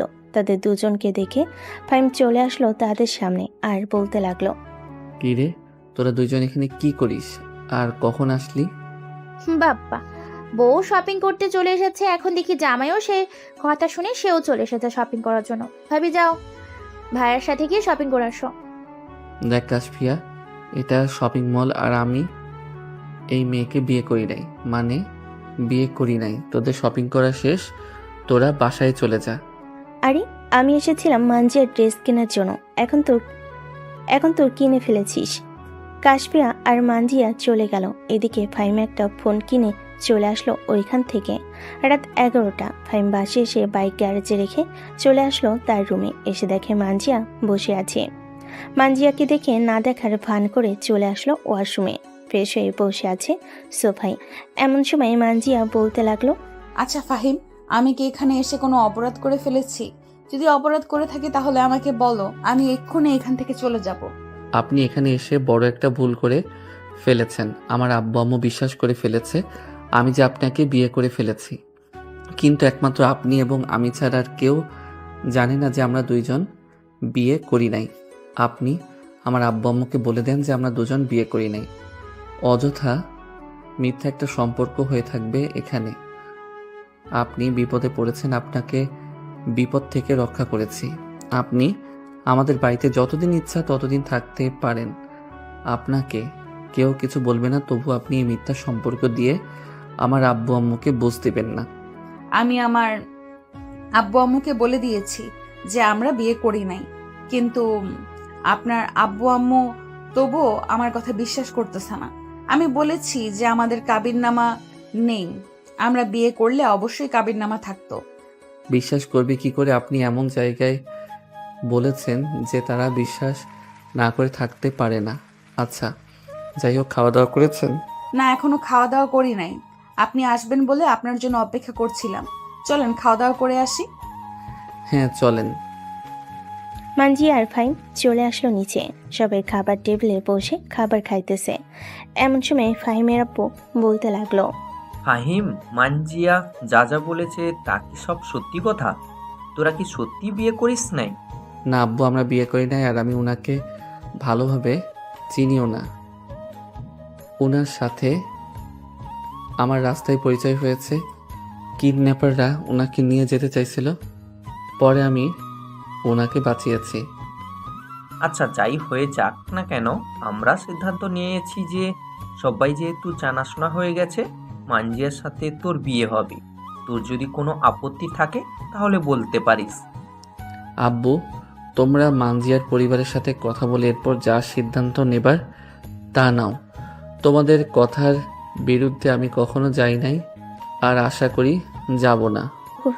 এই বলে ফাহিম খাওয়া দাওয়া শেষ করে চলে আসলো তার রুমে। বিছানায় শুয়ে শুয়ে তার বন্ধু বান্ধবদের সাথে কথা বলতেছে। প্রায় 30 মিনিট পর মানজিয়া ফাহিমের রুমের ভিতরে প্রবেশ করলো। মানজিয়াকে দেখে ফাহিম বলতে লাগলো, দেখেন, আমাদের এখনো বিয়ে হয় নাই, আপনি দয়া করে কাশফিয়ার রুমে গিয়ে একটু ঘুমাবেন। আমি আপনার বোনের রুমে ঘুমাবো, আগে থেকেই সিদ্ধান্ত করে রেখেছি। আপনার সাথে কিছু কথা ছিল জরুরি, তার জন্য আমি আপনার রুমে এসেছি। আমি আমার গহনাগুলো বিক্রি করতে চাই। আপনি যদি আমাকে বিয়েও না করেন তাহলে আমি এই গহনাগুলো দিয়ে একটা অনলাইন বিজনেস খুলে কাজ করতে পারবো। গহনা বিক্রি করার দরকার নেই। আপনার যদি টাকার প্রয়োজন হয় তাহলে আম্মুর কাছে বলবেন, আম্মু আপনাকে টাকা দিবে। আর এই নেন, আপনার জন্য নতুন ফোন কিনে নিয়ে এসেছি। আপনি আপনার বান্ধবীর সাথে কথা বলে আপনার আব্বু আম্মুকে বলবেন যে আমাদের বাসায় আসার জন্য। আমরা যদি আপনাদের ওইখানে যাই তাহলে বুঝতেই পারছেন সমস্যা হবে। আচ্ছা, আমি আমার বান্ধবীকে ফোন দিয়ে বলবো যে আমার আব্বু আম্মু বলার জন্য আপনাদের বাসায় আসতে। আপনাদের ঠিকানাটা দিয়ে দিলে খুব ভালো হতো। এইটা হচ্ছে আমাদের বাড়ির ঠিকানা। আপনি এই ঠিকানা বললেই আপনার আব্বুদেরকে নিয়ে আসবে। আর যদি বলেন গাড়ি পাঠানোর জন্য, আমাদের নিজস্ব গাড়ি আছে, ড্রাইভারও আছে, তাকে দিয়ে পাঠিয়ে দিব আপনার আব্বু আম্মুকে নিয়ে আসার জন্য। আমাদেরও নিজস্ব গাড়ি আছে, আমি ঠিকানা দিয়ে দিলে আব্বু আম্মু চলে আসবে। আজকে তো মঙ্গলবার, শুক্রবারের কথা বলবে, শুক্রবার যাতে এখানে আসে। ঠিক আছে, শুক্রবারে কথা বলেন, শুক্রবারে আব্বুও বাসায় থাকবে। মানজিয়া আরও কিছুক্ষণ কথা বলে চলে আসলো কাশফিয়ার রুমে। এসে দেখে কাশফিয়া বসে বসে পড়তেছে। কাশফিয়াকে এতক্ষণ পড়তে দেখে মানজিয়া বলতে লাগলো, কাশফিয়া, তুমি এত রাত অবধি পড়াশোনা করো। আমি তো পরীক্ষা থাকলেও রাত 10টা পর্যন্ত পড়ালেখা করি। আসলে আমি এখন না প্রতিদিনই এরকম ভাবে পড়াশোনা করি, রাত 10টা 11টা 12টা 1টা এরকম। সামনে আমার পরীক্ষা, এটার জন্য। ও আচ্ছা, এই দেখো তোমার ভাইয়া আমার জন্য ফোন কিনে এনে দিয়েছে। সত্যি বলতে তোমার ভাইয়া প্রথম দিন যদি আমাকে না বাঁচাতো তাহলে আজকে হয়তো আমাকে তারা মেরে ফেলতো। ভাবি, এসব বলো না। আল্লাহ যা করে ভালোর জন্য করে। ভাইয়াকে হয়তো আপনার জন্যই তৈরি করেছে, এটার জন্য ভাইয়াকে আপনার কাছেই পাঠিয়েছে। আমার কপালে তোমার ভাইয়াকে লিখে রাখছে, এটার জন্য আল্লাহ হয়তো দিয়েছে। যাই হোক, তুমি তাহলে পড়ো, আমি ঘুমাই। এ বলে মানজিয়া বিছানায় শুয়ে পড়তে ঘুমের দেশে পাড়ি জমালো। অন্যদিকে ফাহিম সেই কখন ঘুমিয়ে কাদা হয়ে গেছে। দেখতে দেখতে রাত পার হয়ে সকাল হলো। সকাল 9টা। ফাহিম ঘুম থেকে উঠে ফ্রেশ হয়ে নিচে এসে দেখে তার আব্বু বসে আছে। তার আব্বুকে দেখে বলতে লাগলো, আব্বু, আজকে অফিসে যাও নাই নাকি? না, আজকে অফিসে যাই নাই, ভালো লাগছিল না, শরীরটা কেমন যেন করতেছে, এটার জন্য অফিসে যাই নাই আজকে। ও আচ্ছা, অফিসে কি কোনো কাজ আছে? যদি কাজ থাকে তাহলে আমাকে বলো, আমি অফিস থেকে আসতেছি। না, অফিসে এখন কোনো কাজ নেই। কাজ থাকলে আমি তোকে সকাল সকাল ঘুম থেকে উঠিয়ে অফিসে পাঠাতাম। মানজিয়া, তুমি কি তোমার আব্বু আম্মুর সাথে কথা বলেছো? তারা কবে আসবে? তোমাকে কিছু কি বলেছে? বাড়িতে তো ফোন দিয়েছিলাম, কিন্তু ফোন কেউ রিসিভ করে নাই। আমি চাইছিলাম যে আমাদের বাড়িতে যাওয়ার জন্য, কিন্তু আমি যাব না। ফাহিম, তুমি কি আমাদের বাড়িতে গিয়ে আমার আব্বু আম্মুকে নিয়ে আসতে পারবে? নিয়ে তো আসতে পারবো, কিন্তু আমি তো তোমাদের বাড়ি বা কোনো কিছুই চিনি না। তুমি চাইলে আমার সাথে যেতে পারো। আমি কোথাও গেলে আমি একা যাই না, আমার সকল বন্ধু বান্ধবরা আমার সাথে যাবে। চলো, তুমিও যাবে। যাও রেডি হয়ে আসো, সকাল সকাল বের হয়ে পড়ি তোমার আব্বু আম্মুকে আনার জন্য। এ বলে ফাইম সবাইকে নিয়ে বের হয়ে পড়ল মানজিয়াদের বাড়ির উদ্দেশ্যে। ফাইম তার পুরো গ্যাং নিয়ে যাইতেছে মানজিয়াদের বাড়িতে। দীর্ঘ 7 ঘন্টা পর ফাইম চলে আসলো মানজিয়াদের বাসায়। কলিং বেল দিতেই মানজিয়ার আম্মু এসে দরজা খুলে দিল। ফাইম মানজিয়ার আম্মুকে সালাম দিতেই মানজিয়ার আম্মু সালামের উত্তর নিয়ে বলতে লাগলো, ওয়ালাইকুম আসসালাম। কে বাবা তুমি, আর এখানে কি চাই? আমি হচ্ছি ফাহিম, আর আপনার মেয়ে আপনার সাথে আছে। আমি আপনার মেয়েকে বিয়ে করব, এটার জন্য আপনাদেরকে নিতে এসেছি। আপনি আমার সাথে আসেন। আচ্ছা, তুমি এখানে দাঁড়াও, আমি মানজিয়ার আব্বুকে ডেকে নিয়ে আসতেছি, এরপরে তোমার সাথে কথা বলবো। তুমি ভিতরে এসে বসো, আর বাহিরে যারা আছে তাদেরকে ভিতরে নিয়ে আসো। বাহিরে অনেক লোক দাঁড়িয়ে আছে, ভিতরে জায়গা হবে না, তারা বাহিরে থাকুক। আপনি মার্জিয়ার আব্বুকে ডাক দেন। ফাইম বাড়ির ভিতর এসে সোফায় বসে পড়ল। বেশ কিছুক্ষণ পর মানজিয়ার আব্বু আসলো। ফাইমকে দেখে ফাইমকে উদ্দেশ্য করে বলতে লাগলো, আমার মেয়ে কি তোমার সাথে পালিয়ে গিয়েছে? আপনার মেয়ে আমার সাথে পালিয়ে যায় নাই, তবে আপনার মেয়ে একা পালিয়ে গিয়েছে। রাস্তায় কিডন্যাপাররা তাকে ধরেছিল, পরে আমি তাদের হাত থেকে বাঁচিয়ে তাকে আমাদের বাসায় নিয়ে এসেছি। আম্মু আব্বু তাকে অনেক পছন্দ করেছে, এখন আমাকে বলেছে যে আপনাকে নিয়ে গেলে এরপরে আপনাদের সাথে কথা বলে আমাদের বিয়ে ঠিক করবে। আমি আমার মেয়েকে তোমার সাথে বিয়ে দিতে পারবো না। কেন আঙ্কেল, আমার সাথে বিয়ে দিতে পারবেন না কেন? কোনো সমস্যা আছে নাকি? না, কোনো সমস্যা নেই, তবে যার সাথে আমি বিয়ে ঠিক করেছিলাম তার কাছ থেকে আমি 20 লক্ষ টাকা নিয়েছিলাম প্রায় 10 বছর আগে। ওইগুলো সুদে আসলে এখন 50 লক্ষ টাকা হয়েছে। এই টাকা যদি আমি দিতে না পারি তাহলে মানজিয়াকে তার সাথে বিয়ে দিতে হবে। তাই আমি সিদ্ধান্ত নিয়েছি মানজিয়াকে তার সাথে বিয়ে দেব। মানজিয়ার, আমি একটা কথা বলি, কিছু মনে করেন না। এই 50 লক্ষ টাকা আমি যদি তাকে দিয়ে দিই তাহলে মানজিয়াকে আমার সাথে বিয়ে দিতে আপনার কোনো আপত্তি থাকবে না তো? ফাইমের কথা শুনে মানজিয়ার আব্বু হা হয়ে তাকিয়ে রইল ফাইমের দিকে। কি বলবে বুঝে উঠতে পারতেছে না। বেশ কিছুক্ষণ পর মানজিয়ার আব্বু ফাইমকে উদ্দেশ্য করে বলতে লাগলো, তুমি এতগুলো টাকা দিবে, এর বিনিময়ে আমার মেয়েকে নিয়ে যাবে, এটা আমি হতে দেব না। আমি তোমার সাথে বিয়ে দিতে পারবো না, মানে বিয়ে দিতে পারবো না। দেখেন, আপনার মেয়েকে ওই ছেলের সাথে বিয়ে দিলে সে টাকাগুলো পাবে না, আপনার মেয়েকে কষ্ট দিবে অনেক। আর আমি তাকে টাকা দিয়ে আপনার মেয়েকে বিয়ে করে নিয়ে যাব, আপনার মেয়ে রানীর মতো থাকবে আমার বাসায়। ফাইমের কথা শুনে মানজিয়ার আব্বু কিছুক্ষণ চুপ থেকে বলতে লাগলো, ঠিক আছে, আমি বিয়ে দিতে রাজি, তবে আমাকে খাতা কলমে লিখে দিতে হবে তুমি আমার মেয়েকে কখনো মারতে পারবে না, আর কোনো কিছু চাইতে পারবে না আমার মেয়ের কাছে। যা কিছু লাগবে আমাকে বলবে, আমি আমার বাড়ি এবং জায়গা সম্পত্তি বিক্রি করে দিয়ে এরপর আমি তোমার সবকিছু পরিশোধ করব। আমার এসব কোনো কিছুই লাগবে না, জাস্ট আপনার মেয়েকে নিয়ে যাব, আর কোনো কিছু প্রয়োজন নেই আমার। এর মধ্যে আমি আপনাকে একটা কথা বলতে চাই, এবং এই মাসের শেষে আমি মানজিয়াকে বিয়ে করব এবং বিয়ের যাবতীয় খরচ সব কিছু আমি দিব। ঠিক আছে, বিয়ের যাবতীয় খরচ না হয় তুমি দেবে, তবে আমি আমার মেয়েকে সাজিয়ে দেবো সব কিছু দিয়ে, এতে তুমি বাধা দিতে পারবে না। ঠিক আছে। ফাইম মানজিয়ার আব্বু আম্মুকে নিয়ে বাইরে আসতে দেখতে পেল রাজু মানজিয়ার হাত ধরে রেখেছে এবং টানাটানি করতেছে তার সাথে নিয়ে যাওয়ার জন্য। এটা দেখে ফাইম তাড়াতাড়ি করে রাজুর সামনে এসে রাজুর বুক বরাবর একটা লাথি মারতে রাজু দুহাত পিছনে গিয়ে পড়ল আর বলতে লাগলো, এই তুই কে রে, আমাকে লাথি মেরেছিস? তোর কত বড় সাহস! তুই জানিস আমি চাইলে এখন তোকে এইখানে কুচি কুচি করে কেটে রেখে দিতে পারি। মানজিয়ার আব্বু টাকা দিতে পারে নাই, আমি মানজিয়াকে বিয়ে করব, এখানে তুই আটকানোর কে? আমি তো টাকা দিব, তোর কত টাকা চাই বল আমাকে, আর তুই কত টাকা সুদে আসলে আমি তোকে সব কিছু পরিশোধ করে দিব, তাও আবার এখানে দাঁড়িয়ে। আমি সুদে আসলে 50 লক্ষ টাকা পাই না, আমাকে 60 লক্ষ টাকা দিলে আমি আর মানজিয়াকে কোনো কিছু করব না। ঠিক আছে, আমি তোকে ব্যাংকের চেক লিখে দিতেছি, তুই ব্যাংকে গিয়ে টাকা উঠিয়ে নিবি। এই বলে ফাইম গাড়ির ভিতর থেকে ব্যাংক চেকটা বের করে লিখে দিল 60 লক্ষ টাকা। রাজু ওইখান থেকে চলে গেল, আর কিছু বলল না মানজিয়াকে। কি করবে, কারণ ফাইমে প্রায় 400 জন লোক দাঁড়িয়ে আছে এইখানে। কিছু করলে তো তার কি অবস্থা হবে সে বুঝতে পেরে গেছে। ফাইম মানজিয়া আর আব্বু আম্মুকে গাড়িতে উঠিয়ে ড্রাইভ করতে লাগলো, আর মানজিয়া আব্বু আম্মুর সাথে কথা বলতে লাগলো। রাস্তায় জ্যামের কারণে 8 ঘন্টা পর ফাইম মানজিয়ার আব্বু আম্মুকে নিয়ে চলে আসলো বাসায়। কলিং বেল দিতেই ফাইমের আম্মু এসে দরজা খুলে দিল। হাসি মুখে মানজিয়ার আব্বু আম্মুর সাথে কথা বলে চলে গেল ভিতরে। মানজিয়া তার আব্বুকে বলে উঠল, সরি, আমি তোমাকে না বলে বিয়ে বাড়ি থেকে পালিয়ে এসেছি। একদম ভালো কাজ করছিস মা, এমন একজন পেয়েছিস এখন যে কিনা তোকে সারা জীবন আগলে রাখতে পারবে। মানজিয়া তার আব্বু আম্মুর সাথে কথা বলতে বলতে বাড়ির ভিতর নিয়ে আসলো।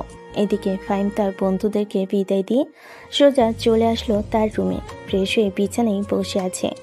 এমন সময় রুমের ভিতর প্রবেশ করলো কাশফিয়া। কাশফিয়াকে দেখে ফাইম বলতে লাগলো, কি রে, এখানে কি করিস? আর কিছু বলবি নাকি? ভাইয়া, আমি ঘরের ভিতরে কেমন যেন পুরা পুরা গন্ধ পাচ্ছি। অনেকদিন পরেই পুরা পুরা গন্ধ পাইলাম। তবে এটা সেই পুরা পুরা গন্ধ না, এটা হচ্ছে মন পুরা পুরা গন্ধ। কারো মন হয়তো পুড়ছে, আর না পুড়ছে না, খুশিতে আত্মরা হয়ে যাচ্ছে। তুই কি এই কথাগুলো আমাকে উদ্দেশ্য করে বলতেছিস নাকি? আমার তো মনে হইতেছে তুই এই কথাগুলো আমাকে উদ্দেশ্য করে বলতেছিস। আরে না, তোমাকে উদ্দেশ্য করে কথাগুলো বলবো কেন? আমি তো কথাগুলো বলতেছি এমনি। হ্যাঁ, আমি বুঝি তোর কথার স্টাইল, তুই আমাকে উদ্দেশ্য করে কথাগুলো বলতেছিস। যাই হোক, তুই তোর রুমে যা, এখন আমাকে বিরক্ত করিস না। সারাদিন গাড়ি চালিয়ে এসেছি, অনেক ক্লান্ত লাগতেছে। আর যদি পারিস তাহলে আমার পিঠে একটু তেল মালিশ করে দিয়ে যা। এতদিন আমাকে গাধার মতো খাটিয়েছ, এখন তোমার নিজের বউ হয়েছে, তাকে গিয়ে বলো যে তোমাকে তেল মালিশ করে দিতে। আর তেল মালিশ না করে দিলে বলবে 2 সেকেন্ডে 2টা কিস করে দিতে, তাহলে দেখবে সব ব্যথা দূর হয়ে যাবে। তবে রে, দাঁড়া তুই এখানে। ফাইমের কথা শুনে কাশফিয়া হাসতে হাসতে তাড়াতাড়ি করে চলে আসলো তার রুমে। দরজাটা লাগিয়ে দিয়ে বিছানায় শুয়ে পড়ল। রাত প্রায় 11টা। ফাইম নিচে খাবার টেবিলে বসে আছে, সাথে মানজিয়ার আব্বু আম্মু। সবাই খাওয়া দাওয়া করে সোফায় বসে গল্প করতেছে। এমন সময় ফাইমের আব্বু মানজিয়ার আব্বু আম্মুকে উদ্দেশ্য করে বলতে লাগলো, মানজিয়ার আব্বু, আপনার মেয়েকে আমার ছেলের সাথে বিয়ে দিতে কোনো সমস্যা নেই তো? সমস্যা থাকলে বলতে পারেন। না, কোনো সমস্যা নেই। আমি আমার মেয়েকে আপনার ছেলের সাথে বিয়ে দেব। আপনার ছেলে একজন দায়িত্বশীল মানুষ, ঠিক আপনার মতো। এইখানে এসেছি 4 থেকে 5 ঘন্টা হয়েছে। আপনার কথার স্টাইল এবং কথার ধরন দেখে বুঝে ফেলেছি আপনি কী রকম মানুষ। আপনার ছেলে পুরো আপনার মতো হয়েছে। আপনি বলেন, বিয়ের দিন তারিখ কবে ফেলা হবে? আমি আর কি বলবো, আপনি মেয়ের বাবা, আপনি যেটা ভালো মনে করেন সেটাই বলেন।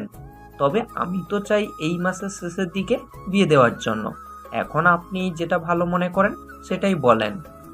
যেহেতু আপনি বলেছেন বিয়ে এই মাসের শেষের দিকে দেওয়ার জন্য, তাহলে আমিও এটাই মনে করি। শেষের দিকে দিলে খুব ভালো হবে। বিয়েটা আমি এখানে দিতে চাই, গ্রামে বিয়ে দিতে চাই না। ওইখান থেকে আসা যাওয়া প্রায় অনেকটা পথ। জ্যামে পড়ে গেলে কখন জ্যাম ছাড়বে তার কোনো ঠিক নেই। আপনি এখানে দেখেন কোনো ভালো রিসোর্ট পাওয়া যায় কিনা, ওইখানে বিয়ে হবে। সব খরচ আমি দেব না হয়? আপনাকে সব খরচ দিতে হবে না। আমাদের আর একটা বাড়ি আছে, ওইখানে ফাহিম আর মানজিয়ার বিয়ে হবে। আমি ওই বাড়িটা কাশফিয়ার জামাইয়ের জন্য রেখেছি। কালকে সকালে আপনাদেরকে দেখিয়ে আনবো। এখন তাহলে ঘুমাতে যান। কাশফিয়া, ওনাদেরকে নিয়ে তোর পাশের রুমটা দেখিয়ে দিয়ে আয়। কাশফিয়া মানজিয়ার আব্বু আম্মুকে নিয়ে চলে আসলো তার পাশের রুমে। এদিকে ফাইমার নিচে বসে না থেকে চলে আসলো তার রুমে। বেলকনিতে বসে বসে আকাশে তারা গুনছে। এমন সময় রুমের ভিতর কারো আসার টের পেল ফাইম। পিছনে ফিরতে দেখতে পেল মানজিয়া দাঁড়িয়ে আছে, তাও আবার নাইট ড্রেস পরে। মানজিয়াকে পুরো হট লাগতেছে। ফাইম এক নজরে তাকিয়ে আছে মানজিয়ার দিকে। এমন সময় মানজিয়া ফাইমের সামনে এসে ফাইমের চুলে হাত দিয়ে হাত বুলাতে বুলাতে বলতে লাগলো, এখন এইভাবে দেখার কোনো কিছু নেই। বাসর রাতে সব কিছু খুলে এরপরে না হয় দেখবেন। এখন চলেন, অনেক দূর থেকে এসেছেন, ক্লান্ত লাগতেছে। আপনার এখন ঘুমাবেন, আমাকে আপনার বুকে জড়িয়ে নিয়ে। ফাহিম মানজিয়াকে কোলে তুলে নিয়ে খাটে চলে আসলো। মানজিয়াকে জড়িয়ে ধরে ঘুমিয়ে সে পাড়ি জমালো। পরের দিন সকাল 7টা, কাশফিয়ার ডাকে ঘুম ভাঙল মানজিয়ার। তাদের উঠে নাইট ড্রেস পাল্টে অন্য পোশাক পরে দরজা খুলতেই কাশফিয়া বলতে লাগলো, বাহ, বিয়ের আগেই রোম্যান্স শুরু করে দিয়েছো। এটা কিন্তু একদম ঠিক না। নিচে আসেন, সবাই অপেক্ষা করতেছে আপনাদের জন্য। মোটেও না, আমরা রোম্যান্স করি নাই, শুধু তোমার ভাই আমাকে জড়িয়ে ধরে ঘুমিয়েছিল, এর বেশি কোনো কিছু করে নাই। তুমি নিচে যাও, আমি তোমার ভাইয়াকে ঘুম থেকে উঠিয়ে এরপরে নিচে আসতেছি। হ্যাঁ, বুঝি কি করেছেন আর কি করেন নাই। এই বলে কাশফিয়া চলে গেল নিচে। এদিকে মানজিয়া ফাহিমকে ঘুম থেকে উঠিয়ে ফ্রেশ হয়ে চলে আসলো নিচে। সবার জন্য চা নাস্তা বানিয়ে সবাইকে বিদায় দিয়ে দিল। এইদিকে ফাহিম নিচে এসে দেখে মানজিয়া সবার সাথে বসে গল্প করতেছে। ফাহিম বাইকের চাবি নিয়ে বাইরে বের হতে যাবে, এমন সময় তার আব্বু বলতে লাগলো, কিরে ফাহিম, তুই এই সকালবেলায় কোথায় যাইতেছিস? এখানে এসে বস, কোথাও যাওয়ার প্রয়োজন নেই। আব্বু, আমি একটু বাহির থেকে আসতেছি, 15-20 মিনিট সময় লাগবে। বাইরে সবাই আমার জন্য অপেক্ষা করতেছে চায়ের দোকানে। এখন যদি আমি না যাই তাহলে ওরা রাগ করবে। তোমরা এখানে থাকো, আমি আসতেছি। এ বলে ফাহিম চলে আসলো বাইরে। সবার সাথে চা নাস্তা করে বাসে এসে সবার সাথে বসে আড্ডা দিতে লাগলো। দেখতে দেখতে দুপুর হয়ে এসেছে। দুপুরে খাওয়া দাওয়া করে ফাহিম তার রুমে বসে কাজ করতেছে। এমন সময় তার ফোনটা বেজে উঠল। তাকিয়ে দেখে ব্যাংক থেকে কল দিয়েছে। কলটা রিসিভ করতে ব্যাংকের ম্যানেজার বলতে লাগলো, আসসালামু আলাইকুম স্যার, রাজু নামের একটা ছেলে এসেছে 60 লক্ষ টাকা তুলতে। আপনি নাকি এই ব্যাংক চেকটা তাকে দিয়েছেন? হ্যাঁ, আমি ওনাকে ব্যাংক চেক দিয়েছি, আপনি ওনাকে 60 লক্ষ টাকা দিয়ে দেন। ঠিক আছে স্যার। এই বলতেই ম্যানেজার কলটা কেটে দিল। এদিকে ফাহিম আবারও কাজে মনোযোগ দিল। বেশ কিছুক্ষণ পর মানজিয়া রুমে এসে ফাহিমকে উদ্দেশ্য করে বলতে লাগলো, সারাদিন বসে কাজ করলে চলবে? আমাকে যদি একটু ঘুরতে না নিয়ে যাও? এখনো তো বিকেল হয় নাই, বিকেল হোক, এরপর তোমাকে ঘুরতে নিয়ে যাব। আর তোমাকে একা নিয়ে গেলে তো হবে না, সাথে কাশফিয়াও যাবে। তাকে না নিয়ে গেলে তো হবে না, সাথে কাশফিয়াও যাবে। তাকে না নিয়ে গেলে তো সে মন খারাপ করবে। তুমি কাশফিয়াকে বলে আসো যে বিকালবেলা ঘুরতে যাবে। আমি কাশফিয়াকে বলেছিলাম, কাশফিয়া বলেছে তার নাকি বিকেলে কোথায় একটা কাজ আছে, সেখানে যাবে। ঘুরতে যেতে পারবে না, আমাদের দুজনকে বলেছে যাওয়ার জন্য। ও আচ্ছা, তাহলে আর কি করার, চলো আমরা দুজন যাই। তুমি রেডি হয়ে থাকো। মানজিয়া নিচে এসে 2 কাপ কফি বানিয়ে উপরে নিয়ে আসলো। দুজন বসে খাবার খাইতেছে। এদিকে মানজিয়া ফাহিমের হাতে হাত রেখে কফি খাইতেছে। বেশ কিছুক্ষণ কফি খাওয়ার পর দুজন রেডি হয়ে চলে আসলো বিকেলবেলা বাইরে। সন্ধ্যা অবধি ঘোরাঘুরি করে বাসায় চলে আসলো। দেখতে দেখতে এইভাবে কেটে গেল প্রায় 15টা দিন। এই 15 দিনের ভিতরে ফাহিমদের 2টা বাড়ি অনেক সুন্দরভাবে সাজিয়েছে। কেউ দেখলে বলবে পুরো রাজপ্রাসাদের মতো সাজিয়েছে, কোনো কমতি রাখে নাই। রাতে খাওয়া দাওয়া শেষ করে সবাই বসে আছে কালকে গায়ে হলুদ। সবাই প্ল্যান করতেছে কোথায় কি করবে না করবে। সব কিছু প্ল্যান করা শেষ করে সবাই ঘুমাতে চলে গেল। দেখতে দেখতে রাত পার হয়ে সকাল হলো। সকাল থেকে সবাই কাজে লেগে পড়ল। বিকাল 5টায় গায়ে হলুদ শেষ করে সবাই সবার মতো বসে আছে।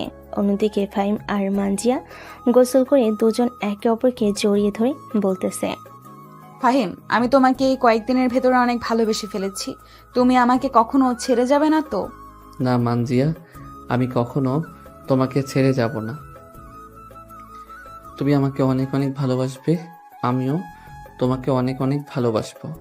ঠিক আছে, চলো এখন নিচে যাই, রাত হয়ে গেছে, খাওয়া দাওয়া করে আড্ডা দিই সবার সাথে। এই বলে ফাহিম আর মানজিয়া চলে আসলো নিচে। খাওয়া দাওয়া শেষ করে সবার সাথে আড্ডা দিতে লাগলো। আড্ডা দিতে দিতে কখন যে সকাল হয়ে গেছে খেয়াল নেই তাদের। 2 বাড়িতেই বিয়ের আয়োজন চলতেছে। প্রায় 1500 বরযাত্রী খাওয়া, সবাই আয়োজনে ব্যস্ত। দেখতে দেখতে দুপুর হয়ে গেছে। বিকাল 3টার মধ্যে সবাইকে খাওয়া দাওয়া শেষ করিয়ে ফাহিম আর মানজিয়া বসে আছে একসাথে। বেশ কিছুক্ষণ এইভাবে যাওয়ার পর কাজী সাহেব আসলো। মানজিয়াকে উদ্দেশ্য করে বলতে লাগলো, সাজ্জাদ চৌধুরীর একমাত্র ছেলে ফাহিম চৌধুরী কাবিনের নগদ 30,000 টাকা বুঝিয়া পাইয়া থাকেন, তাহলে বলেন আলহামদুলিল্লাহ কবুল। আলহামদুলিল্লাহ কবুল, আলহামদুলিল্লাহ কবুল, আলহামদুলিল্লাহ কবুল। আলহামদুলিল্লাহ। এবার বরপক্ষকে বলছি, মাতা সুফিয়া বেগম এবং পিতা খলিল সাহেবের একমাত্র মেয়ে মানজিয়া চৌধুরীর নগদ 30,000 টাকা ধার্য করিয়া এই বিয়ে। যদি রাজি থাকেন তাহলে বলেন আলহামদুলিল্লাহ, আমি এই বিয়ে কবুল করলাম। 3 বার বলবেন। আলহামদুলিল্লাহ, আমি এই বিয়ে কবুল করিলাম। আলহামদুলিল্লাহ, আমি এই বিয়ে কবুল করিলাম। আলহামদুলিল্লাহ, আমি এই বিয়ে কবুল করিলাম। আলহামদুলিল্লাহ, বিয়ে সম্পূর্ণ হয়েছে। এখন সবাই দোয়া ধরেন। কাজী সাহেব দোয়া পড়িয়ে দিয়ে তার পাওনা টাকা নিয়ে চলে গেল ওইখান থেকে। এদিকে সকল কাজ শেষ করে ফাহিম মানজিয়াকে নিয়ে চলে আসলো বাসায়। মানজিয়াকে সবে বরণ করে নিয়ে চলে আসলো বাসর ঘরে। এদিকে ফাহিম চলে আসলো ছাদে, সব বন্ধুদের সাথে আড্ডা দিতেছে। দেখতে দেখতে রাত 12টা বেজে গেল। এমন সময় কাশফিয়া ছাদে এসে ফাহিমকে উদ্দেশ্য করে বলতে লাগলো, ভাইয়া ভাবি একা রুমে বসে আছে, তাড়াতাড়ি রুমে যাও। হ্যাঁ, যাইতেছি। এই তোর আমার জন্য দোয়া করিস যাতে আজকে রাতে বিড়ালটা মারতে পারি। এ বলে ফাহিম ছাদ থেকে চলে আসলো তার রুমে। দরজাটা লাগিয়ে দিয়ে খাটের কাছে আসতেই মানজিয়া খাট থেকে নেমে ফাহিমের পা ধরে সালাম করলো। ফাহিম সালামের উত্তর দিয়ে মানজিয়াকে কিছুক্ষণ জড়িয়ে ধরে রেখে ছেড়ে দিয়ে দুজনে চলে আসলো 2 রাকাত নফল নামাজ আদায় করার জন্য। নফল নামাজ আদায় করে চলে আসলো খাটে। বেশ কিছুক্ষণ গল্প করার পর ফাহিম হঠাৎ মানজিয়াকে জড়িয়ে ধরে তার ঠোঁটের সাথে ঠোঁট একত্রিত করে দিল।